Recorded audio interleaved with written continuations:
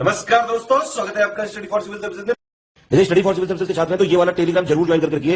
YouTube channel में हमारे साथ है तो भी ये वाला टेलीग्राम ज्वाइन करना बहुत ज्यादा जरूरी है। सारे नोटिफिकेशन, सारे अपडेट, सारे मोस्ट इंपोर्टेंट पिक्स, सारा रिवीजन सब कुछ यहाँ पे बताया जाता है। टेस्ट को ध्यान से अटेम्प्ट करिए और बताइए कितना स्कोर आपने किया है, कितने सही किए हैं टोटल क्वेश्चन में से। सभी लोग अपना अपना स्कोर जरूर कमेंट करिए। देखिए ये हमारा एससीएस डेली क्विज चैनल है, इसमें डेली क्विज होती है, बिल्कुल फ्री में, इसको जरूर ज्वाइन कर लीजिएगा। ये हमारा इंस्टाग्राम का पेज है, इसको जरूर फॉलो कर लीजिएगा। Study for civil dot services करके अगर आप इंस्टाग्राम में सर्च करेंगे तो आपको मिल जाएगा। वीडियो के डिस्क्रिप्शन में इसकी लिंक दी हुई। इसमें आप स्टोरी सेक्शन जरूर देखते रहा करिए, प्लस इसमें हाईलाइट्स आते रहते हैं और प्लस पोस्ट आती रहती है, इनको जरूर फॉलो करते रहिए। नमस्कार दोस्तों, स्वागत है आपका स्टडी फॉर सिविल सर्विसेज में। इलाहाबाद हाई कोर्ट की क्विजेज जो होती हैं तो उसके लिए डे 4 का क्विज जो है आज हम सॉल्व करेंगे। और बिना किसी देर के चलिए शुरू कर लेते हैं। क्वेश्चन नंबर 1 देखेंगे। इसमें आपसे कहा जा रहा है कि one part of the sentence has an error, और अगर कोई एरर नहीं है तो ऑप्शन डी चूज़ कर लीजिए। तो सेंटेंस क्या है कि Chilka is the largest brackish water lake in Asia, या फिर नो एरर। तो जो इसका सही आंसर है ऑप्शन डी जो है वो सही है, क्योंकि इसमें कोई एरर नहीं है, सारा कुछ इसमें सेंटेंस जो है सही दिया हुआ है। चलिए 2 नंबर क्वेश्चन देखते हैं। इस प्रश्न में आपसे एक ब्लैंक स्पेस दिया है, उसमें सेंटेंस में आपको सही जो वर्ड है वो फिल करना है। तो सेंटेंस है कि rituals play into the blank space understanding of a society. ठीक है, तो इसमें क्या आएगा? तो ये एक वर्ड है, उसके 4 फॉर्म्स दे रखे हैं। तो ऑप्शन बी जो है टेसिट, टेसिट यहाँ पे फिल होगा, है ना। टेसिट का मतलब होता है समथिंग विच इज अंडरस्टूड, है ना। हिंदी में जैसे अंतर्निहित बोलते हैं। तो rituals play into the tacit understanding of a society, option B. इस प्रश्न में आपसे पूछ रहे हैं कि एक वर्ड है, उसका एग्जैक्ट जो मीनिंग है वो बताना है। तो वर्ड है इंसेंस्ड। ठीक है, तो एक्सटैसिक होगा, एक्सटैटिक, एक्सैस्पिरेटेड, इलेटेड या फिर ब्लाइथ, है ना। तो इसका जो करेक्ट आंसर है ऑप्शन जो बी है, एक्सैस्पिरेटेड। तो जैसे कि इंसेंस्ड का मतलब होता है समथिंग जैसे नाराज़ होता है, तो एक्सैस्पिरेटेड का मतलब भी हताश, नाराज़ होता है। बाकी के जो ये 3 ऑप्शन हैं ये उत्साह मतलब जिंदा दिली, इस तरीके के वर्ड के सिनोनिम हैं तीनों। ऑप्शन बी जो है वो करेक्ट है। इस प्रश्न में आपसे ऑपोजिट पूछा जा रहा है गिवन वर्ड का। तो वर्ड है सेंटियंस। ठीक है, तो सेंटियंस का मतलब जो होता है वो होता है चेतना और संवेदना, है ना, हिंदी में। तो इसका जो ऑपोजिट होगा वो क्या हो जाएगा? ऑप्शन ए जो है डिसरिगार्ड, ये हो जाएगा, क्योंकि आपकी कोई चेतना है और उसकी हमने डिसरिगार्ड कर दिया, मतलब उपेक्षा कर दी, तो उस तरीके से इसका ऑपोजिट मानेंगे। बाकी एप्रिसिएशन, कॉन्शियसनेस और परसेप्शन, है ना, ये सब जो है वो अलग है। एप्रिसिएशन का मतलब पता ही आपको, सराहना होता है। कॉन्शियसनेस मतलब वो भी चेतना, इसका सेंटियंस का सिनोनिम हो गया। और परसेप्शन का मतलब अनुभूति होता है। तो ऑप्शन ए जो है वो इस हिसाब से सही होगा। 5 नंबर में एक ईडियम दे रखा है और इससे आपको जो करेक्ट मीनिंग है वो चूज़ करनी है। तो ईडियम है स्पिन वंस व्हील्स। ठीक, तो इसका जो सही आंसर है ऑप्शन सी जो है, expel much efforts for little और नो गेन, है ना, ये होगा। Try your luck, keep bragging about your self, start long journey, ये सब नहीं होगा। एक्सपेल मच एफर्ट मतलब कि बहुत ज़्यादा एफर्ट लगाना और कुछ भी हासिल ना होना, उसको स्पिन वंस व्हील्स बोलते हैं। इस क्वेश्चन में आपको एक सेंटेंस है और इसमें एक कोटेड पार्ट है, उसका ऑल्टरनेटिव चूज़ करना है। ठीक है, और अगर कोई ऑल्टरनेटिव नहीं लेना है तो ऑप्शन डी चूज़ कर लीजिए। तो सेंटेंस है कि take out your binoculars and will see the Andromeda galaxy. ठीक है, तो सी होगा, सॉ होगा, सीइंग होगा या फिर नो इम्प्रूवमेंट होगा। तो इसमें होगा क्या कि ये जो विल है, विल नहीं होगा, सी होगा, मतलब ऑप्शन ए जो है ये करेक्ट होगा। तो इसमें जो एंड है ये वर्क कर रहा है एज अ कंजंक्शन, और एक पार्ट सेंटेंस ये है टेक आउट योर बाइनोकुलर्स और दूसरा है सी द एंड्रोमेडा गैलेक्सी। तो इनको कंबाइन करके एक पूरा सेंटेंस बना रहा है और यहाँ पे जो विल का यूज़ है वो गलत है। ऑप्शन ए सही आंसर है। इस प्रश्न में है कि एक वर्ड सेंटेंस है, मतलब उसका ऑल्टरनेटिव चूज़ करना है, सब्सटीट्यूट कर सकता है जो उसको। 1 वर्ड सब्सटीट्यूशन टाइप का ये क्वेश्चन मान लीजिए कि तो है कि टेक अवे और alter the natural qualities of, है ना। तो क्या होगा, ये डी नेचर हो जाएगा, मतलब किसी भी चीज़ की जो प्राकृतिक जो उसका गुण है या नेचर है उसको आप मतलब कम कर दीजिए या उसको ऑल्टर कर दीजिए तो डी नेचर हो जाएगा ना। ऑप्शन ए जो है करेक्ट हो जाएगा।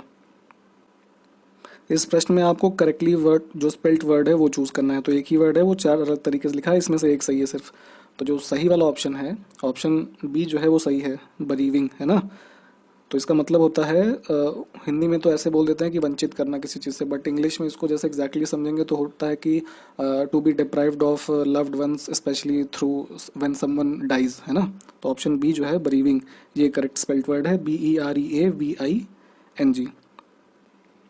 यहाँ पे आपको करेक्ट सीक्वेंस चूज करना है। तो देखिए क्या है कि पॉइंट नंबर 1 में जो एक दे रखा है, क्या है कि we have seen that when, P में है थिंक ऑफ इट, तो इसका आंसर ही पहले देख लेते हैं। तो ये आर क्यू पी जो है डी वाला ऑप्शन, इसके हिसाब से सही होगा ये। तो सबसे पहले आएगा आर, तो we have seen that when we denied that mental image can, फिर क्या आएगा Q, mental image can occupy any portion of space we need not, फिर पी आ गया think of it as losing its parts and shrivelling to a point. ठीक है, तो इस हिसाब से इसका जो सीक्वेंस है सेंटेंस का ये सही हो जाएगा। ऑप्शन डी जो है वो करेक्ट आंसर है।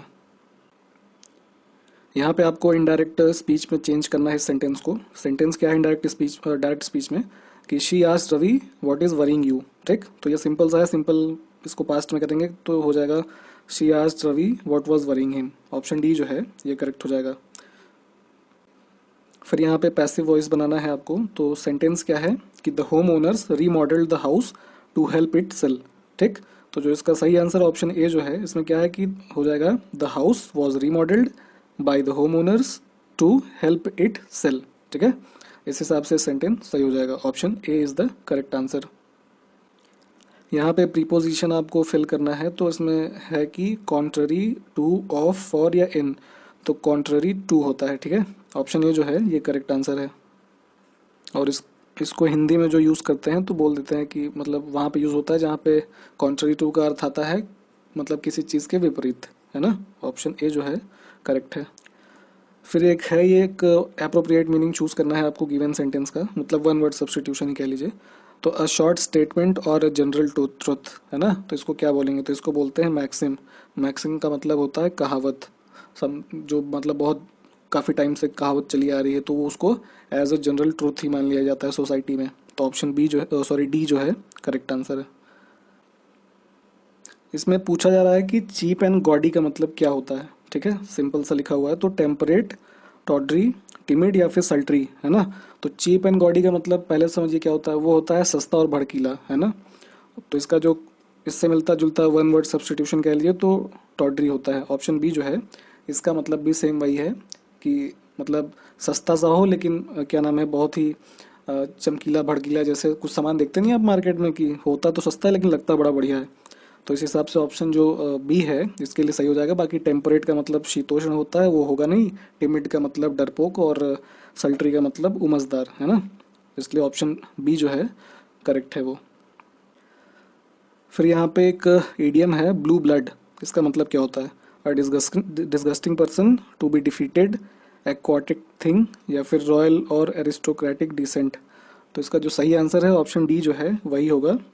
जैसे बोलते नहीं कि you are a blue blood person, है ना, तो रॉयल और एरिस्टोक्रेटिक जो काफ़ी कुलीन परिवारों के लोग होते हैं उनको बोला जाता है ये ब्लू ब्लड। ऑप्शन डी जो है वो करेक्ट है। फिर हिंदी का एक प्रश्न है कि जैसी बहे बयार पीठ तब तैसी दीजिए। ठीक, तो इसका जो सही आंसर है ऑप्शन ए जो है वो सही हो जाएगा कि समय का रुख देखकर आपको काम करना चाहिए। तो इस कहावत का अर्थ ऑप्शन ए जो है वो हो जाएगा।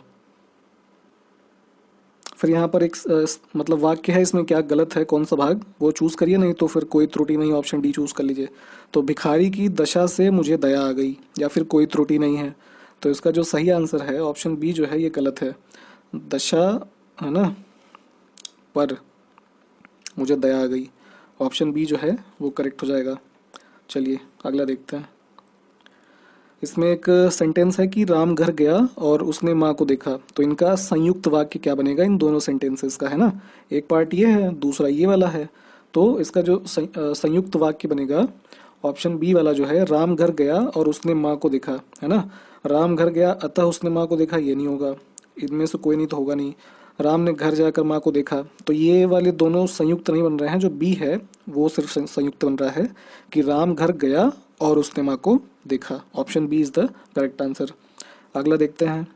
इसमें पूछा जा रहा है कि क्षेपक का मतलब क्या होता है। तो क्षेपक का मतलब होता है ऑप्शन सी जो है कि किसी ग्रंथ में अन्य व्यक्ति द्वारा जोड़ा गया भाग।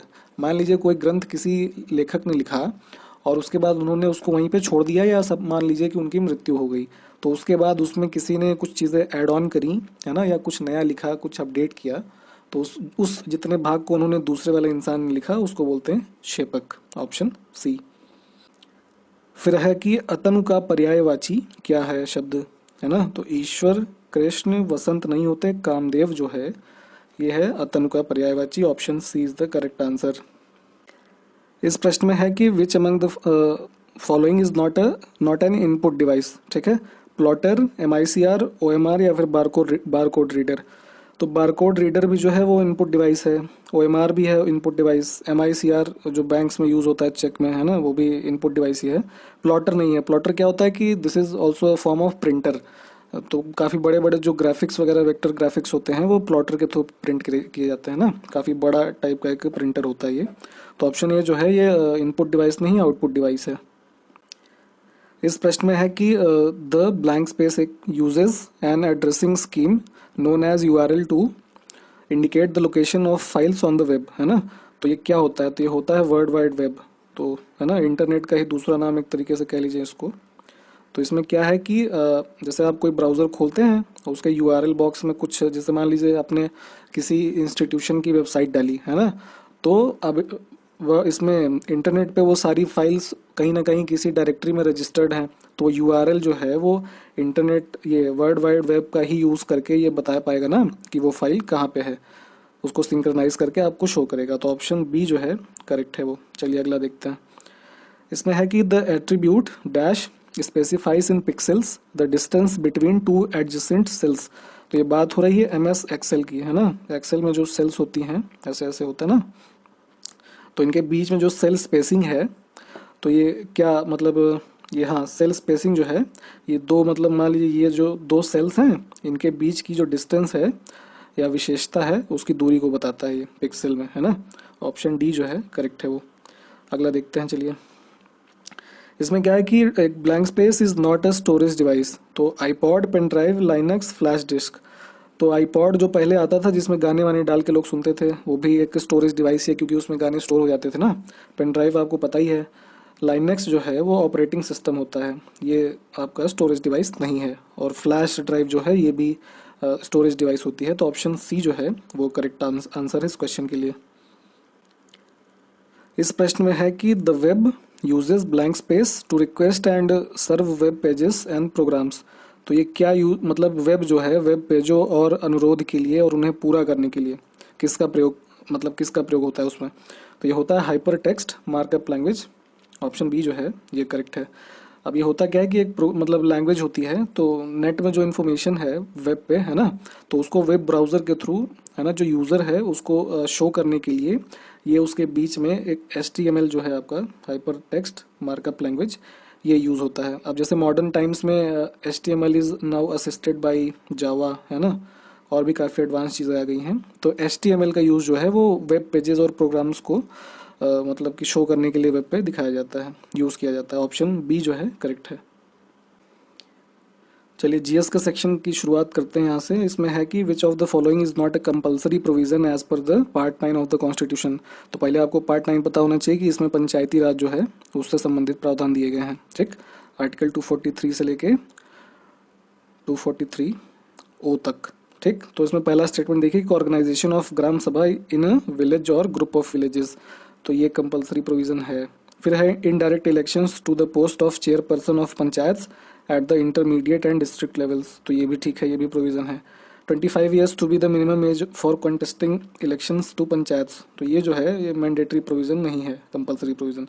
बाकी reservation of seats both member and chairperson for SC/STs in panchayat at all the 3 levels, ये भी है। तो 25 ईयर नहीं है, 21 साल जो है वो मिनिमम एज है टू कॉन्टेस्ट पंचायत इलेक्शंस। तो ऑप्शन सी जो है वो करेक्ट हो जाएगा इस क्वेश्चन के लिए। चलिए वही चीज़ यहाँ पे हिंदी में लिखी हुई है, इसको आप पढ़ सकते हैं। चलिए 27 नंबर क्वेश्चन में है कि निम्नलिखित में से कौन छावनी बोर्ड पर प्रशासनिक नियंत्रण रखता है। कैंटोनमेंट बोर्ड जो होते हैं आर्मी के, तो उस पर एडमिनिस्ट्रेटिव कंट्रोल जो है किसका होता है, तो ये होता है डिफेंस मिनिस्ट्री का, है ना। ऑप्शन सी है करेक्ट है। डिफेंस मिनिस्ट्री डायरेक्ट कंट्रोल करती है कैंटोनमेंट बोर्ड्स के ऊपर। फिर है कि भारत की संचित निधि में धन का स्रोत जो है वो क्या क्या है। तो डेब्ट रीपेमेंट्स है, मतलब कि सरकार ने जो उधार दे रखा है उसकी जो वापसी हुई, तो वो भी कंसोलिडेटेड फंड ऑफ इंडिया में आती है। डिसइन्वेस्टमेंट रिसीट्स, है ना, तो ये क्या है कि मान लीजिए जैसे सरकार ने कोई कंपनी बेच दी, जैसे अभी LIC के स्टेक्स बेचे गए, ठीक है, तो क्या हुआ कि शेयर होल्डिंग सरकार ने बेची, तो जो पैसा आया उसी को बोलते हैं डिसइन्वेस्टमेंट रिसीट्स, तो वो भी गया आपका ये कंसोलिडेटेड फंड में। फिर क्या है कि रेवेन्यू अर्नड इन GST, तो अब जब से GST लग गया है, मतलब चालू हो गया है, तो जितने भी GST के अंदर रेवेन्यू सरकार को अर्न होते हैं ये भी आपका CFI consolidated fund of India में जाता है, ठीक है। तो तीनों सोर्सेस से गया, तो मतलब ऑप्शन डी जो है ये करेक्ट हो जाएगा इस क्वेश्चन के लिए। चलिए अगला देखते हैं। अगले में है कि निम्नलिखित में से कौन संसद का भाग नहीं है ना, तो राष्ट्रपति, उच्च सदन मतलब राज्यसभा, लोअर सदन मतलब लोकसभा, और अटॉर्नी जनरल जो है ये नहीं है, तो ऑप्शन बी जो है वो करेक्ट हो जाएगा। तो पार्लियामेंट जो है उसको ऐसे समझिए, आर्टिकल 79 में पार्लियामेंट लिखा है, 52 जो है वो राष्ट्रपति हो गए उसके पार्ट, 80 है राज्यसभा और 81 है लोकसभा। तो ये है पूरा स्ट्रक्चर इंडियन पार्लियामेंट का। अटॉर्नी जनरल जो है उसके पार्ट नहीं है। ऑप्शन बी है इस क्वेश्चन के लिए करेक्ट आंसर। इस प्रश्न में बाघ अभयारण्य दिए हुए हैं और उनके वो जहाँ पे हैं उनके स्थान है, तो उसमें कौन सा युग्म गलत है, तो मतलब 3 इसमें सही है, एक कोई गलत होगा। तो वाल्मीकि टाइगर रिजर्व जो है वो बिहार में है, ठीक है, ये वाला सही है। फिर क्या है कि भद्रा टाइगर रिजर्व ये कर्नाटक में है, ये भी ठीक है। फिर है परम्बिकुलम तमिलनाडु, ये जो है ये गलत है, ये केरला में है। और सतकोशिया टाइगर रिजर्व ये आपका ओडिशा में है। तो ऑप्शन सी जो है वो इनकरेक्टली मैच था, तो ऑप्शन सी इस क्वेश्चन के लिए सही आंसर हो गया। फिर यहाँ पे कुछ एक मतलब इनकरेक्ट पेयर ही चूज करना है, और वाइल्ड लाइफ सेंचुरी दी हुई है, उनके रेस्पेक्टिव स्टेट्स दे रखे हैं। तो पहला है रोलापडू वन्य जीव अभ्यारण्य, ये आंध्र प्रदेश में है, ये ठीक है। फिर Mahao wild life sanctuary Arunachal Pradesh, ये भी ठीक है। फिर है सेमरसोट वाइल्ड लाइफ सेंचुरी, ये झारखंड में नहीं है, ये मतलब छत्तीसगढ़ में। और सरदारपुर वाइल्ड लाइफ सेंचुरी ये आपका मध्य प्रदेश में है। तो ऑप्शन सी वाला जो था ये इनकरेक्टली मैच इस क्वेश्चन के लिए आंसर हो जाएगा। इस प्रश्न में है कि ये रामसर साइट्स वेटलैंड साइट्स दे रखी हैं और इसमें पूछा जा रहा है कि नॉर्दर्न मोस्ट कौन सा है। तो जैसे ऐसे मान लीजिए इंडिया का मैप है, तो ये नॉर्दर्न मोस्ट पार्ट उधर हो गया नॉर्थ में, ठीक। तो सबसे नॉर्दर्न कौन सा है इसमें से, आसम कंजर्वेशन रिजर्व, चंद्रताल आर्द्रभूमि, लोकटक लेक, या फिर सुंदरबन वेटलैंड, है ना। तो जो चंद्रताल वेटलैंड है ये हिमाचल प्रदेश में है, तो सबसे नॉर्दर्न यही है, ठीक, हिमाचल प्रदेश में है। तो ऑप्शन बी जो है ये सबसे नॉर्दर्न है। आप हमें कमेंट करके ये बताएंगे कि आसम, लोकटक और सुंदरबन ये कहाँ पे हैं, इनके रेस्पेक्टिव स्टेट्स बताएं हमें। इस प्रश्न में है कि निम्नलिखित में से किस ग्रह को बाह्य ग्रह माना जाता है ना, कंसीडर्ड एज आउटर प्लैनेट। तो जैसे ये सन है, फिर यहाँ पे ऐसे ऐसे करके 8 जो हैं वो ग्रह दिए हुए हैं। तो 4 इसमें से इनर होते हैं, 4 आउटर होते हैं। तो आउटर में सबसे मतलब इन जो 4 ऑप्शन दिए हुए हैं इसमें कौन सा आउटर है, तो जो जुपिटर है ये आउटर मतलब प्लैनेट है, और आउटर में सबसे पहला यही होता है, जुपिटर होता है, उसके बाद सैटर्न होता है, फिर यूरेनस, फिर नेपच्यून, है ना। तो ये डी वाला जो है करेक्ट हो जाएगा, ये बाह्य ग्रह होता है। इस प्रश्न में आपको सही जो पेयर हैं वो चूज करने हैं। तो 2 माउंटेन रेंजेस दिए हुए हैं। पहला है वोस्गेस पर्वत, तो ये क्या है, वलित पर्वत है। दूसरा जो है एप्लेशियंस है, तो ये क्या है, ये ब्लॉक पर्वत है। तो इसमें जो सही क्या गलत हैं दोनों, ऑप्शन डी जो है वो करेक्ट हो जाएगा। एप्लेशियन जो है ये फोल्ड माउंटेन है, और जो वोस्गेस है ये आपका ब्लॉक पर्वत है ना। तो दोनों को ऐसा उल्टा करके दे दिया हुआ है। अब वोस्गेस कहाँ पे है, ये फ्रांस में है, और एप्लेशियंस जो है ये नॉर्दर्न अमेरिका में है। तो ऑप्शन डी जो है इस क्वेश्चन के लिए सही हो जाएगा। इस प्रश्न में है कि which of the following are rabi crops, है ना। तो रबी की फसल कौन कौन सी है, तो रबी की फसल है इसमें से एक तो आपकी सरसों है और है चना। कॉटन और सोयाबीन जो है दीज आर खरीफ क्रॉप्स, है ना, खरीफ। ऑप्शन सी जो है इस क्वेश्चन के लिए सही आंसर है। इस प्रश्न में है कि with reference to traditional water harvesting system कौन से पेयर्स करेक्ट हैं। तो अब 3 पेयर दे रखे हैं, देखिए 2 यहाँ है, एक तीसरा ये वाला है। तो नौला जो है ये उत्तराखंड का है, खादिन जो है मध्य प्रदेश का है, और जाबो जो है वो नागालैंड का है। तो इसमें अब है कि सही कौन कौन से है। तो जो सही है ऑप्शन सी मतलब 1 और 3 जो है ये सही हैं। खादिन जो है ये मध्य प्रदेश का नहीं, ये राजस्थान में प्रैक्टिस होता है, ये वहाँ का ट्रेडिशनल वाटर हार्वेस्टिंग सिस्टम है। तो ऑप्शन सी जो है इस क्वेश्चन के लिए करेक्ट आंसर है। इस प्रश्न में है कि Pakistan and India became members of Shanghai corporation organisation, है ना। तो ये भारत और पाकिस्तान किस वर्ष में इसके सदस्य बने, तो 2017 में ये बने थे, यहाँ लिखा नहीं है, तो ऑप्शन डी जो है वो करेक्ट हो जाएगा। अगला क्वेश्चन देखते हैं कि what is the rank of India in the global gender gap index 2021 released by world economic forum. तो आप ये पहले याद रखिए कि ये रिपोर्ट कौन जारी करता है, इंडेक्स। तो global gender gap index is released by world economic forum. अब 2021 में भारत की रैंक क्या है, तो भारत की रैंक थी 140, ऑप्शन सी।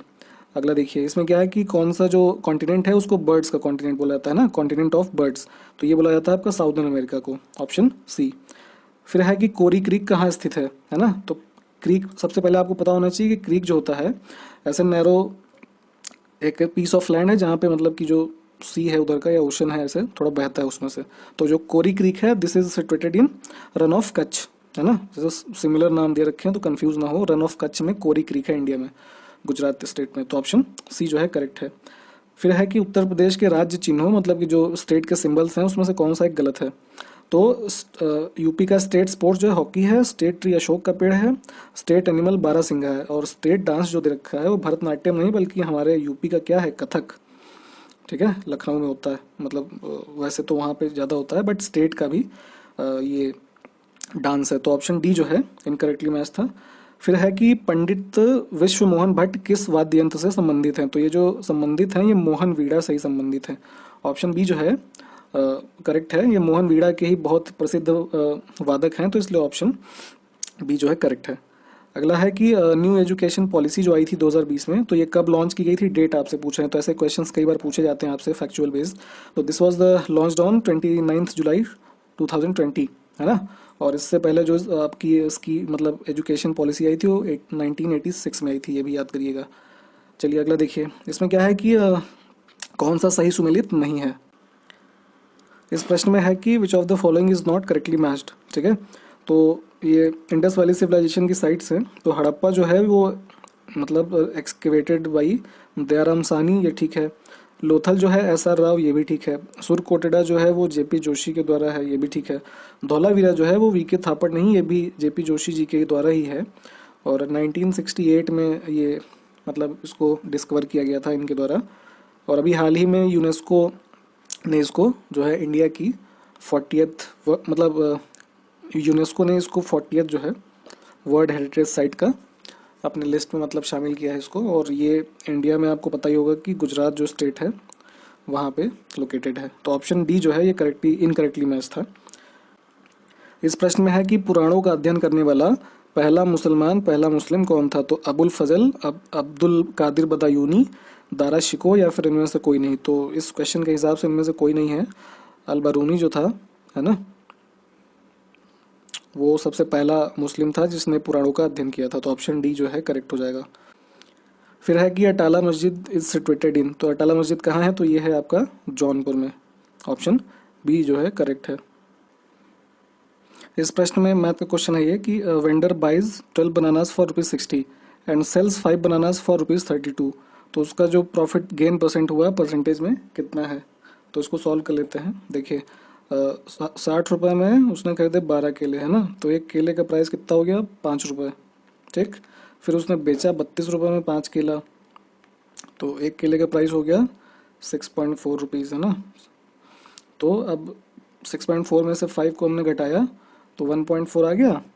अब इसको 1.4 का प्रॉफिट हुआ उसको किस पे, ये 5 रुपये के ऊपर निकाल लीजिए इसका परसेंटेज। तो 28% के आसपास इसको फ़ायदा मिल गया। तो कहाँ है, ऑप्शन ए में जो है करेक्ट हो जाएगा ये। ठीक, option A will be correct. ये एनालॉगी का एक क्वेश्चन है रीजनिंग का। तो देखिए क्या है कि 5 है तो उसका -10 है तो -8 का क्या होएगा। तो इसमें हो क्या रहा है कि -2 का मल्टीप्लिकेशन हो रहा है। तो 5 में हुआ तो आ गया -10, अब फिर -8 में करेंगे हम तो ये आ जाएगा 16। तो ऑप्शन ए जो है करेक्ट हो जाएगा। इस क्वेश्चन में है कि एक बल्लेबाज 16वें मैच के बाद 16वें मैच में 81 रन बनाता है। ठीक, और इस प्रकार प्रति मैच उसका औसत 3 रन से बढ़ जाता है। तो 16वें मैच के बाद उसकी औसत क्या है। तो 16वें मैच के बाद औसत निकालने से पहले आप निकालिए 16वें तक की औसत।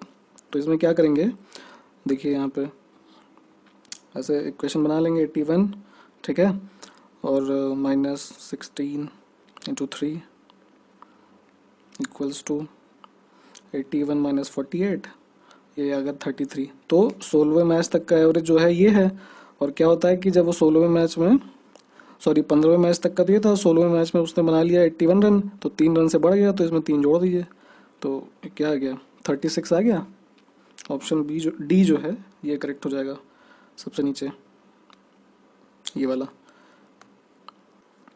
फिर यहाँ पे है कि if migrant is coded as this then how will jail will be coded as. ठीक है, तो इसमें देखिए सिंपल सा पैटर्न फॉलो हो रहा है कि MIGRANT है, तो ये -1 हो रहा है सब में। ठीक है, तो M से पहले L आ गया, फिर I से पहले H आ गया है ना, फिर F हो गया, G हो गया, फिर यहाँ पे Q R हो गया, फिर इधर Z हो जाएगा, फिर M S, तो वैसे ही जेल में हो जाएगा। तो जेल में क्या होगा F D और K है ना, तो F के बाद G, D के बाद E, K के बाद L। ऑप्शन बी जो है ये करेक्ट हो गया। तो यहाँ तक हमने पूरे 50 क्वेश्चन देखे डे 4 के, और अगले जो डे 5 है उसको अगले वीडियो में देखेंगे। तब तक के लिए बने रहिए हमारे साथ। नमस्कार, जय हिंद।